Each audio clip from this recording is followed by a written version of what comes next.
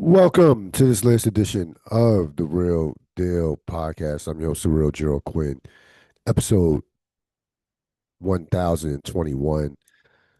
This is the season 18 premiere of the Real Deal Podcast. We debuted back in October of 2008.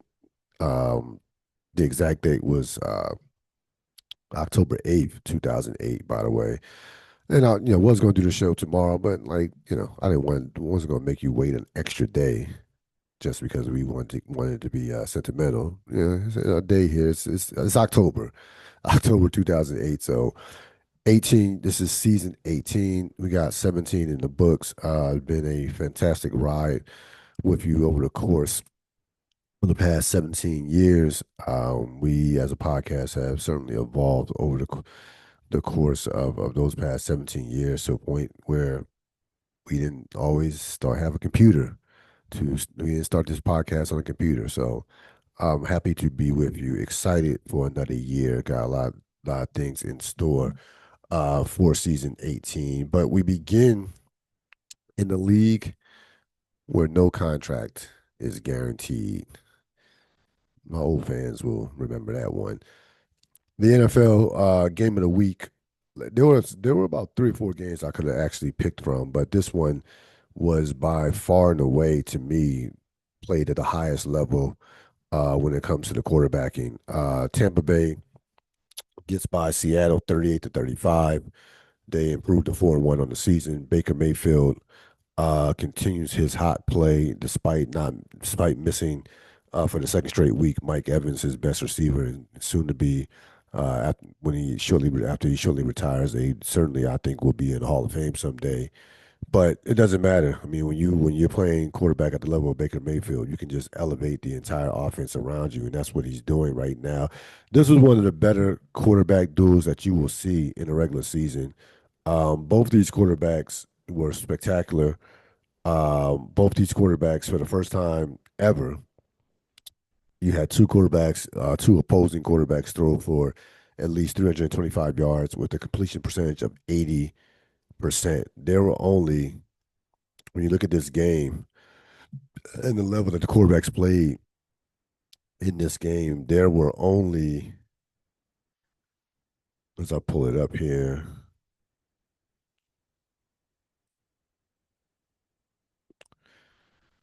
there were only 10 incompletions in this game.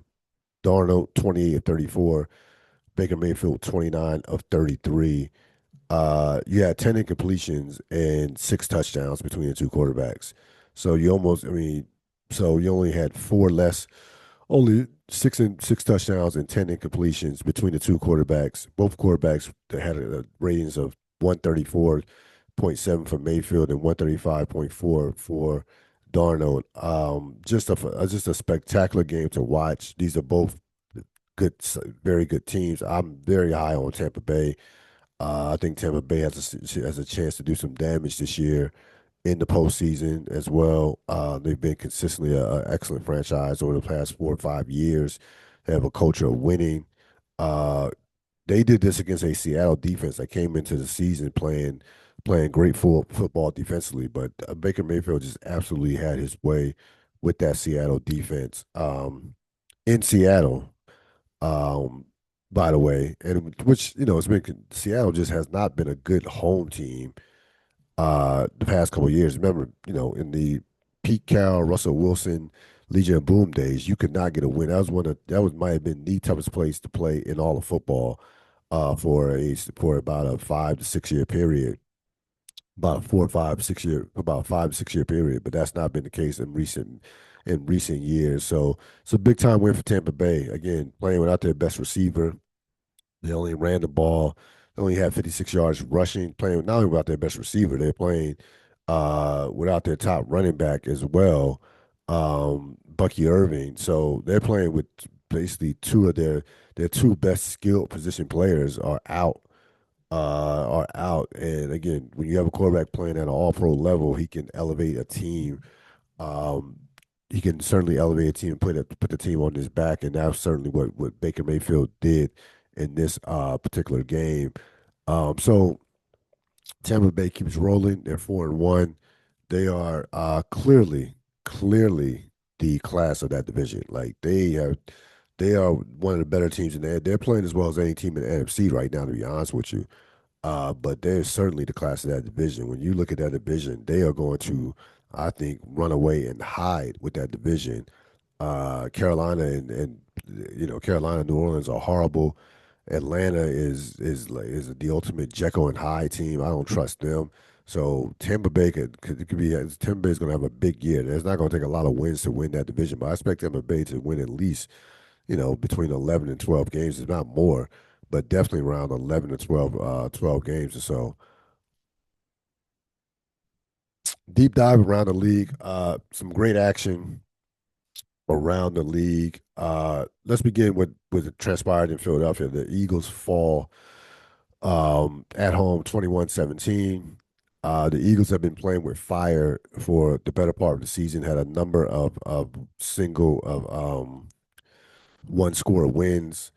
The Eagles right now, again, I'm not going to compare this to 2023 when they got off to the fast, the 11-0 start, but there was still some signs that things could fall, that they could really start to struggle, and they ended up collapsing down the stretch, and of course went down and lost home playoff game to Tampa Bay. I'm not going to, because I think this team is more talented than that, but right now they cannot run the ball, nor can they stop the run, and that's what this game came down to in essence. They were outrushed 130 to 45 by Baltimore, not Baltimore, by Denver. They blew a 14-point fourth quarter lead. Um, Give Denver a credit for staying the course. They sacked Jalen Hurts, I think, like 6 times. The offensive line of Philadelphia has been average this year. They've been average. You're talking about last year, they were heads and shoulders the best offensive line in football. Maybe Buffalo was right there, but they were bad. This was the preeminent line in all of football. And right now they cannot run the football. That's all there is to it. They cannot run the football. Now, just because they can't run the football doesn't mean that you should all of a sudden only have Saquon Barkley have 5 rushes or 6 rushes. Yeah, 6 rushes for 30 yards. I understand that Jalen Hurts was throwing the ball around the yard in the first half. Devontae Smith had a big game. Um, AJ Brown made a couple plays, though. Denver held him in check, but Devontae Smith got off. But you only had 9 rushes for the game. I don't like you're not gonna. That's not how the Eagles are built. When the Eagles are great offensively, they are predicated in terms of running the football. In terms of running the football, right now they cannot run the football. They're not moving the pot. They are not physically imposing their will on these teams. And it's really costing their defense in the fourth quarter. The last two fourth quarters, Eagles have been outscored 23-0 in the last two fourth quarters. And both fourth quarters, their defense has gotten worn down. Last week it was the Heat with Tampa Bay. Now it was 100 degrees. This week at home, the temperature was not a factor. The Eagles just got worn down and pushed around in the fourth quarter by the Denver offense. I'm not. Listen. Denver is a solid team. I'm not like jump doing cartwheels over the Denver Broncos as being this contender all of a sudden. That was a great win. The Eagles were due for a loss. The Eagles were playing with fire the entire season. I'm not like Bo Nix is again 2nd-year quarterback. I like Bo Nix is a solid quarterback. I'm not ready to say Bo Nix is going to be uh, Jaden Daniels or even in the class of Drake May.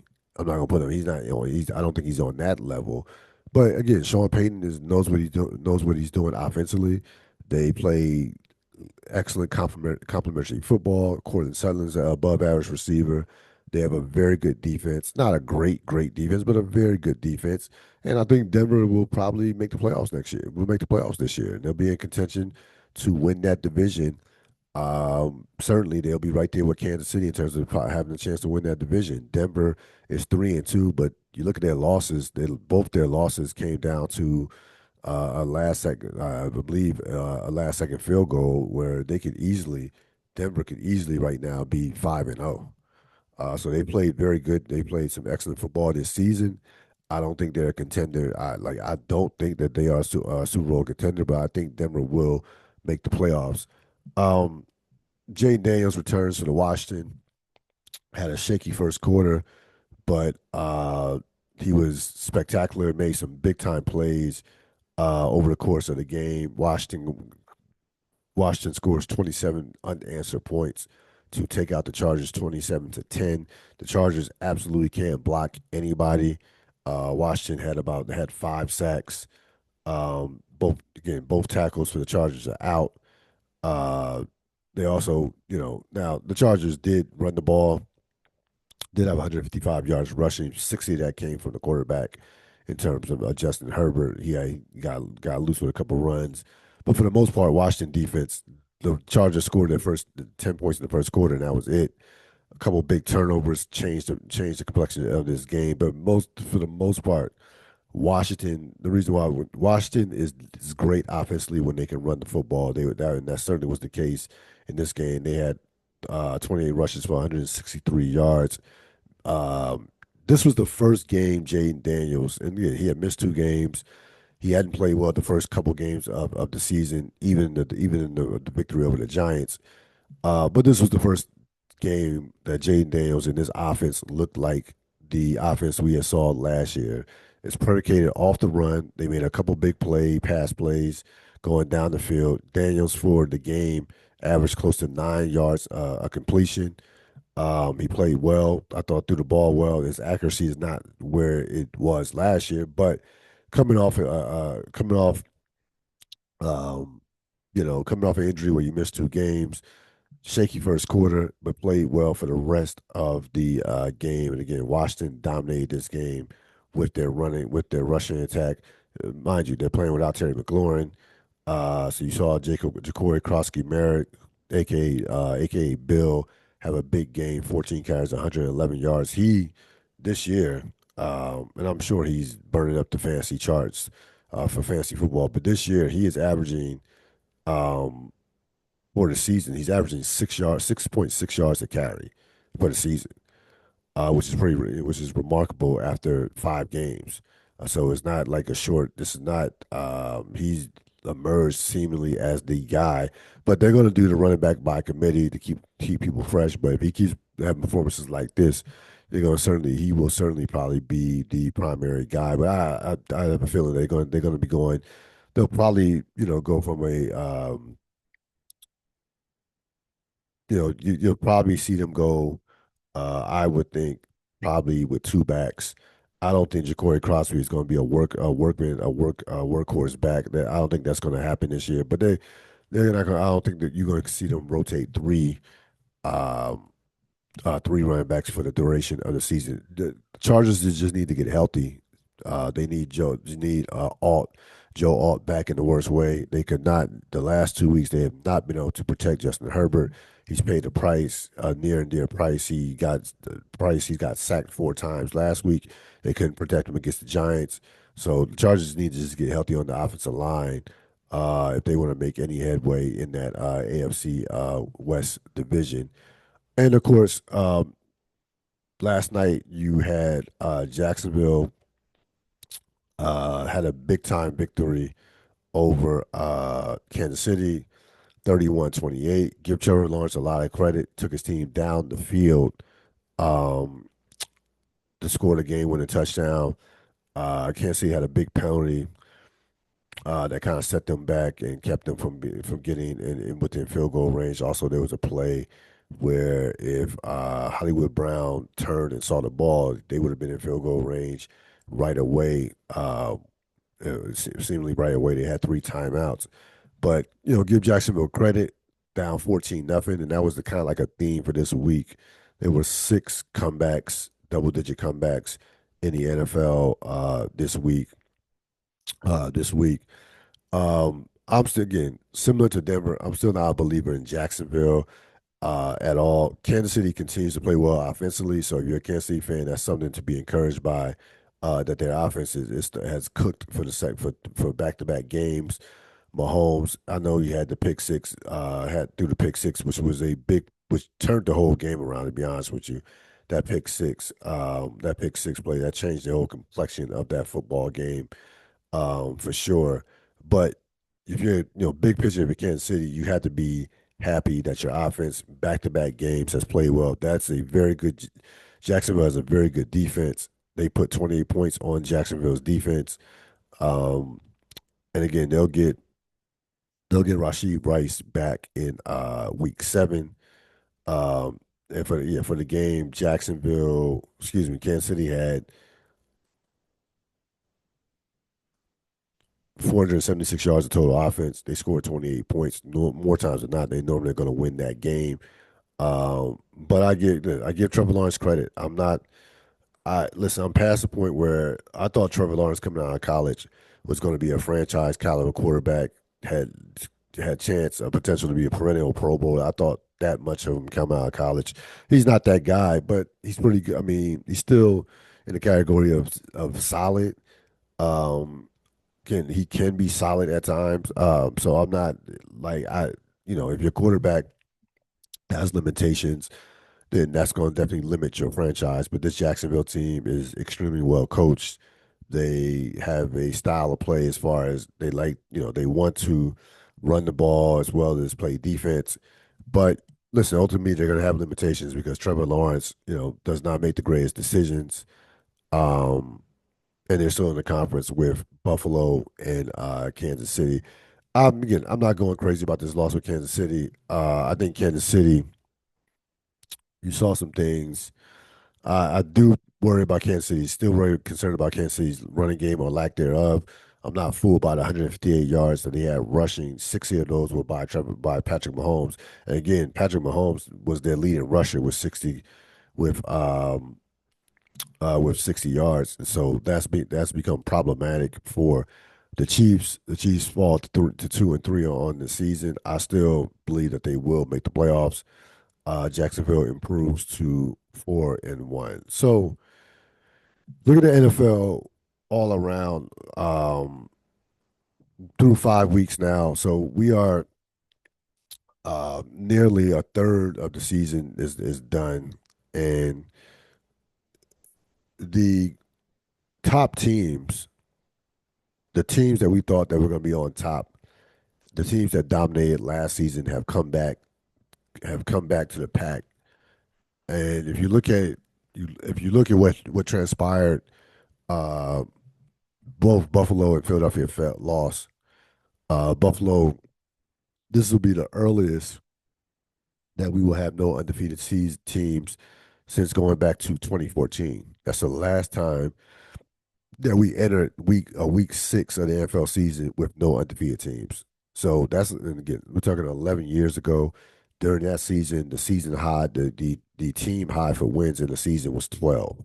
You had about 3 teams, I believe Denver, New England, and Green Bay tied for the league high in terms of wins. Last year, right? Last year, the NFL had 5 13-win teams. Washington, Baltimore won 12 games. So you had 7 teams that won 12 or more games. Already this year, everybody has a loss going into the second week of October. So right now, like you can say, look at the landscape of the NFL. I mean, Detroit probably is playing the best football. Um, they've been so dominant offensively. Their loss came week 1 on the road against Green Bay, who had swept them, who they had swept the previous year. Um, but there's no dominant team right now. There's no one playing as well as Philadelphia certainly played last year. There's no one with the respect and the pedigree of Kansas City that's playing at that level that they did last year. Despite all the one-score games, they still were Kansas City. Um, no, like right now, the NFL, you have a situation where from week to week, you don't know what you're going to see. I mean, the Patriots go to Buffalo, and frankly, I mean, again, Buffalo was sloppy with the turnovers. They had 3 turnovers, but the Patriots absolutely served notice that Buffalo is not going to run away with that division. it's not a foregone conclusion that Buffalo runs away with that division. I think Buffalo will win that division, but the Patriots certainly let you know that they are going to be a tough team and will be certainly in playoff contention. That's a big time win for them. And look at these top teams. I like they all these teams are flawed. Like right now, Philly looks down a peg. They're not as dominant as they were defensively. The offensive line is not where it was last year, and they can't run the ball. Kansas City, of course, has already lost more games this year than they lost all of last year. They've already equaled their loss total. Last year, Kansas City went 15-2 in the regular season. Uh, Kansas City was 17-3 last year. They're 2-3 this year. Okay. Baltimore having the season from, having a horrible season right now. And Baltimore, depending on when Lamar Jackson comes back, they could be done by in a couple weeks. They're 1-4 right now. And I understand the division is not great. I understand that the AFC past Buffalo is kind of open. Past Buffalo and a couple other teams is kind of wide open, but eventually you get to 1-5, 1-6. That would be a too big of a hole to dig, no matter who comes back for Baltimore. So some things have opened up in the NFL, where you have some teams that we thought we thought were going to be dominant, and that's not the case right now. Um, I still don't know what to make of the AFC North with Baltimore being down. I don't trust Pittsburgh. Cleveland and Cincinnati are awful, so that division is still kind of open, to be honest with you. Um, so you don't have there's no complete team in football right now. Like I said, Detroit probably is playing the best football out of anybody, but they're not defensively, you can move the ball in Detroit. Um, Dan Campbell in a big spot in the playoffs, who knows? Um, so it's gonna be, through 5 weeks, we know that we don't. There will not be dominance this year in the NFL. Like I don't see one team just standing heads and shoulders above everybody like Kansas City, like the Philadelphia end up being last year. A lot more parity in the NFL this season versus 2024. Best of the 21st century, we go to college basketball. Um, the 2009 North Carolina Tar Heels were won the national championship.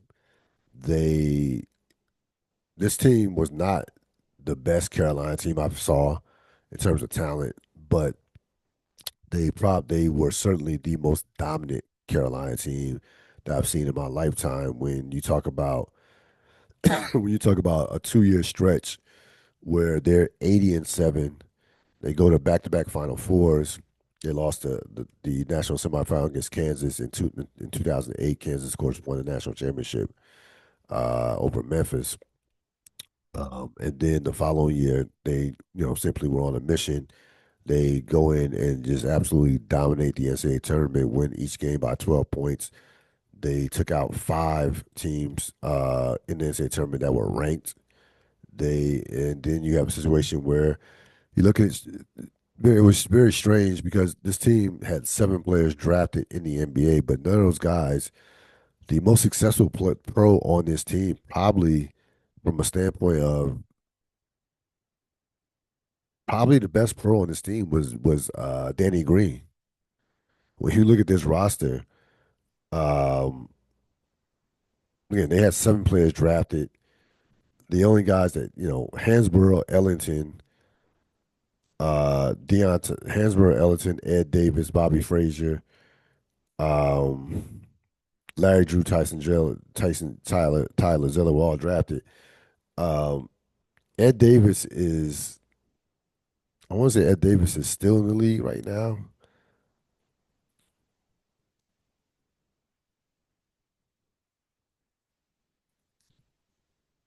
Yeah, I think I mean I believe Ed Davis is still. I don't think no Ed Davis is not in the league. What I'm talking about, Ed Davis is not in the NBA right now.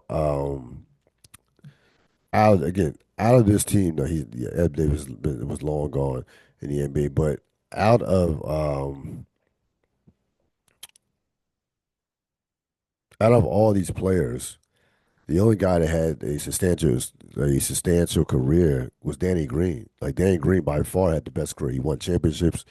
He was a excellent playoff 3-point shooter for the Spurs that for those couple of years in 13 and 14. He's a veteran guy that bounced around, always was on a winning team during the playoffs. Danny Green, by far, Danny Green had the best career of any of these players.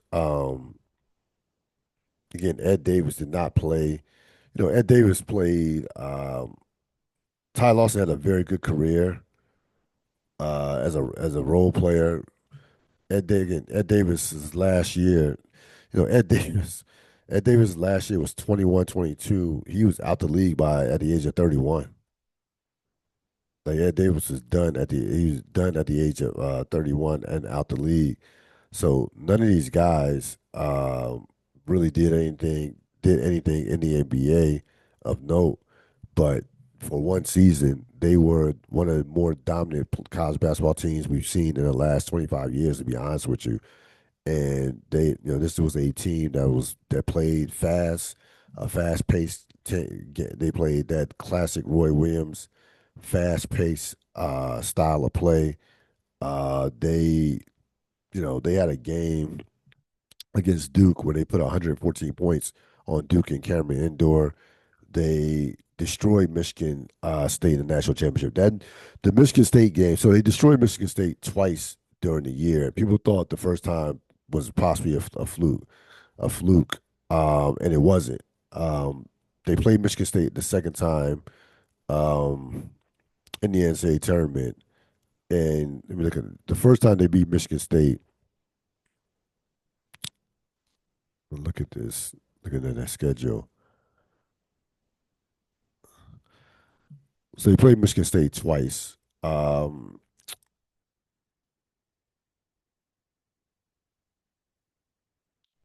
They Yeah, the first time they beat Michigan State, they beat them 98-63 in the Big Ten. That's when the Big Ten, I believe it was the ACC Big Ten Challenge, maybe or maybe not, because Michigan State and North Carolina used to play a lot in that their preseason in their pre conference schedule seemingly all the time.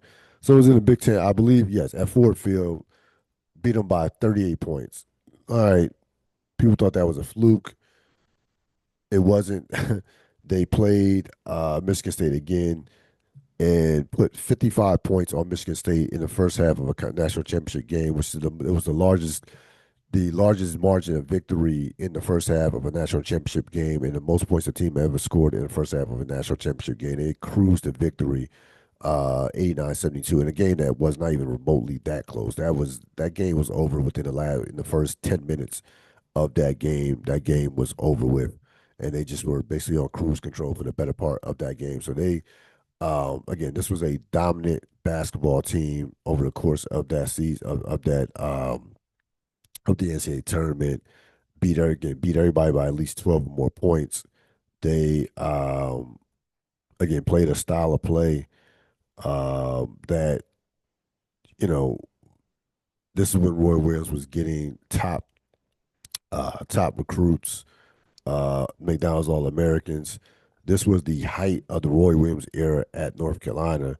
They had a stretch where, you know, from '07 to 2000, from '07, they had a three season stretch where North Carolina's 31-7, go to the Elite Eight, lose to Georgetown, 36-3, get to the Final Four, lose to Kansas in the Final Four, and 34-4, win a national championship. That was the absolute apex of Roy Williams' tenure at North Carolina. His three years where they win 30 straight games, not 30 straight games, where they win 30 or more games, and again it culminated in a national championship in 2009. So the 2009 North Carolina Tar Heels, best of the 21st century. Who won the week? Drake May. They go on the road. The second year quarterback for New England goes out there and has absolutely the game of his life on the road, Sunday night football. Coming off, you have Mike Vrabel coaching. Um, He takes his team down for the game-winning field goal, opposing Josh Allen, who to me is the top player in the sport right now. He again, he's second year. He's a second-year quarterback. He made some throws and plays in that game that's just stuff that you can't teach.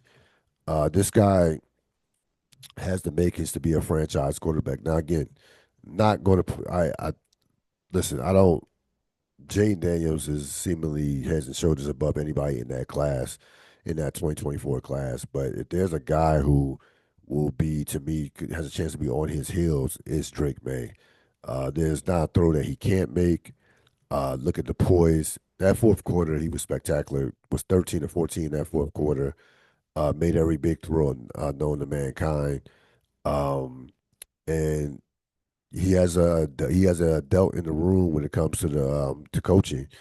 Mike Vrabel, we know what Mike Vrabel did at Tennessee. Tennessee is a horrible franchise. The way it ended with Vrabel, we know Vrabel's legit. I think top 7 to 8 coach in this league, if not higher. He's already created a culture there in just 1 year, and just not even been there 1 year. But this team is tough. That defense is real. They have a legit defense, for sure. They're going to be a physical team.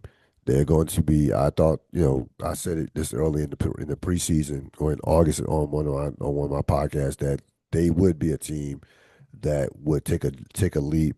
They have a soft schedule.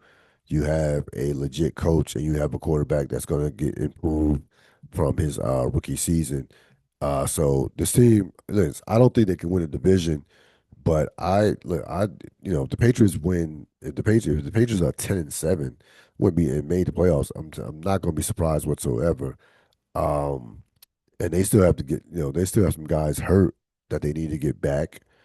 Again, they are a very physical, tough football team, and they have the most important player, the most important position, the player at the most important position in all of sports. That was a big time performance out of him, opposing Josh Allen on the road in Buffalo. And again, they will not challenge Buffalo for the division. I don't I still think Buffalo will probably win that division by 2 or 3 games, but I mean, who knows? You know, would you be shocked if if that division comes down to Buffalo and New England in December, a game at Foxborough, at Gillette? Who knows? We might get lucky and have that. But Drake May had the signature performance of his career. Just the calm, the poise, the again, the thing I was impressed about him, he does not try to do too much. Doesn't try to do too much. Even on the last play before the field goal, knew, hey, don't do not throw away the ball. We want to not lose yardage for the game winning field goal, but we also wanted the clock to keep running so that Josh Allen would not have as much time once Buffalo got the ball back.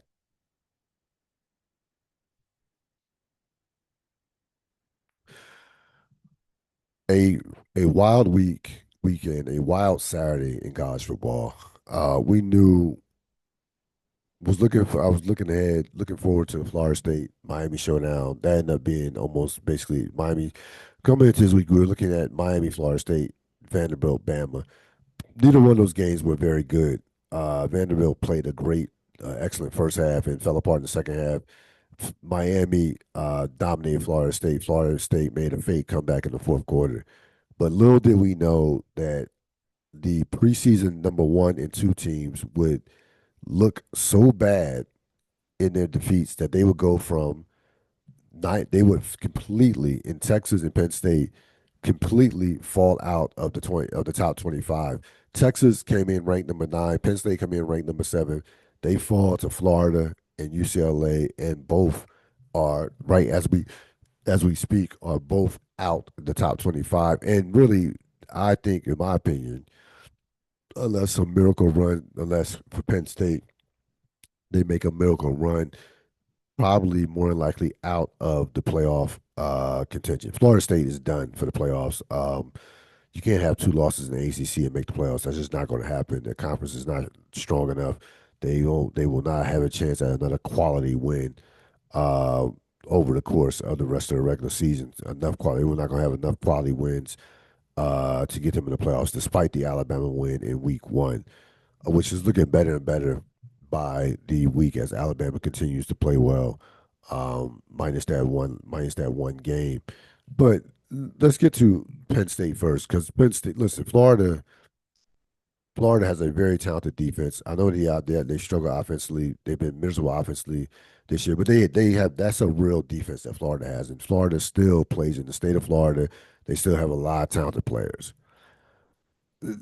Penn State losing to UCLA, a UCLA team that fired its coach a couple weeks ago, Deshaun Foster, after an 0-3 start. A UCLA team that hadn't even barely got a chance to practice their new game plan or their new offense. They this is one of the worst losses that you will ever see. This UCLA team is awful. Um, they came in playing some of the worst football of any FBS team known to man, and they were kicking Penn State's ass up and down the field. Penn State, this game, turned out to be 42-37, but this game was 27-7 at one point. Um, Penn State was being dominated by a horrible UCLA team. Um, Last week, coming off the loss to Oregon at home, you know, James, I was curious to see what the reaction would be from the Penn State faithful, the fan base. And it pretty was split. Like, you had people knocking James Franklin for his win-loss record against top 5 teams and top 10 teams. We know the numbers. That's like 4-21, 4-16 against top 6 opponents. That is what it is. But there also was a sentiment that, hey, he's had a successful 10-year. We win 10 to 11 games a year. We go to a January 1st bowl. We were in the playoffs last year, in the national semifinal last year. There's probably nobody out there better to replace him right now. I don't get that was not the same sentiment after coming off a loss to a UCLA, to an awful UCLA team. Um, Franklin is on the hot seat, whether the school wants to admit it or not. I know the buyout is like $50 million, but I'm telling you right now, $50 million to what these to what these universities generate through football, especially if you're a Big Ten school, $50 million is nothing.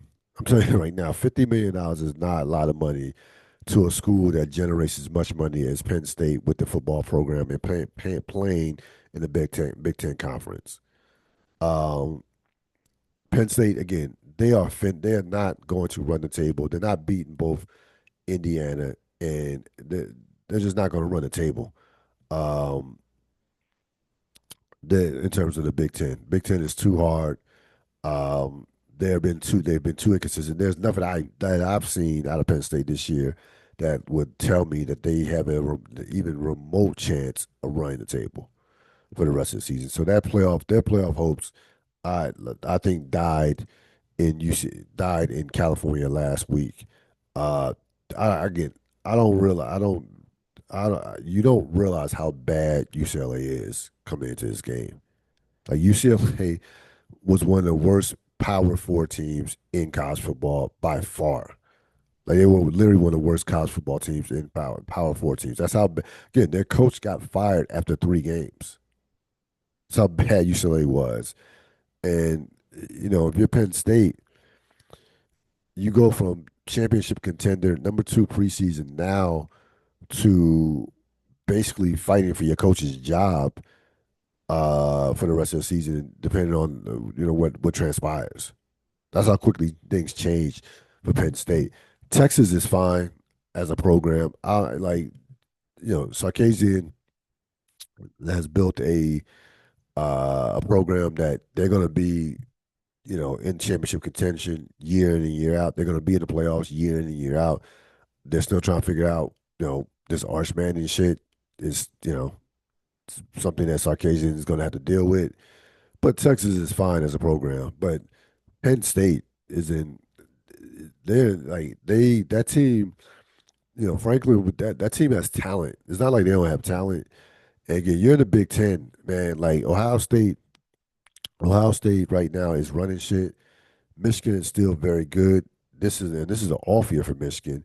And you're looking at what Indiana's doing right now. Like if you're Penn State, this is not it's not a good look for you to be struggling to to be out the top 25 and not even it's not even Halloween yet. Like you are out the top 25 already on October 7th. So to me, we thought by far Penn State has been the most disappointing team in college football. Like people are going to say Texas, um, and that's fine. Between Penn State and Texas, you can flip a coin. But I listen. Texas still plays in the SEC. Uh, they still play in the SEC. Penn State losing to UCLA. You can lose to Oregon. That's fine. You can't lose to UCLA. You just can't.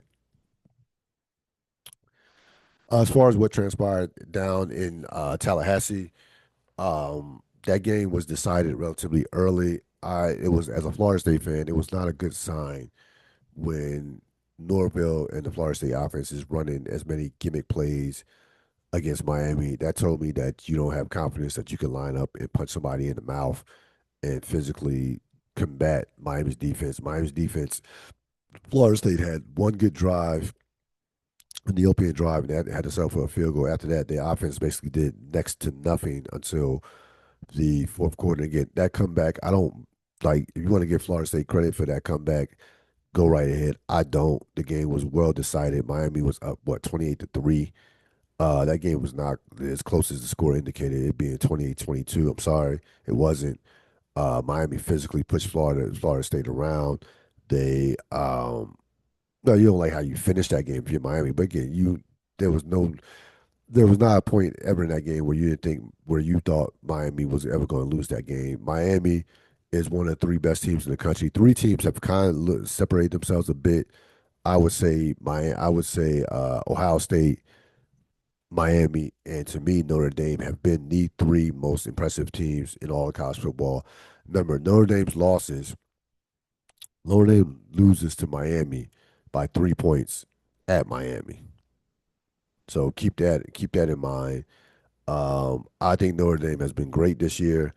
Um, for the most part, their losses. You look at Notre Dame's losses. They